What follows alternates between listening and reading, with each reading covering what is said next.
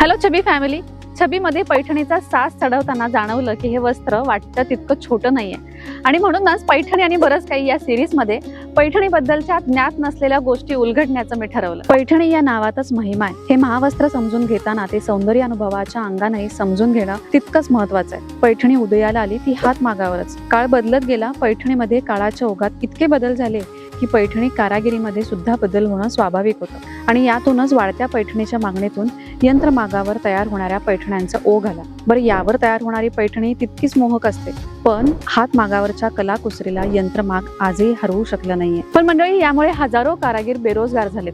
वंश परंपरागत असलेलं त्यांचं कौशल्य त्यांनी नाईलाजानं सोडून दिलेलं आहे आणि म्हणूनच एक सजग ग्राहक म्हणून हातमागावरची ही परंपरा अखंडित चालू ठेवण्यासाठी तुमच्याही वॉर्डरोबमध्ये एक तरी हँडलूम पैठणी असावी असं तुम्हाला वाटतंय का? आणि याचं उत्तर जर हो असेल तर आपल्या छबीमध्ये सरस आणि देखण्या पैठण्या आता अवेलेबल आहेत आणि हे सगळं एक्सप्लोअर करण्यासाठी आपल्या कोल्हापूरच्या छबीच्या स्टोअरला आवर्जून भेट द्या. धन्यवाद.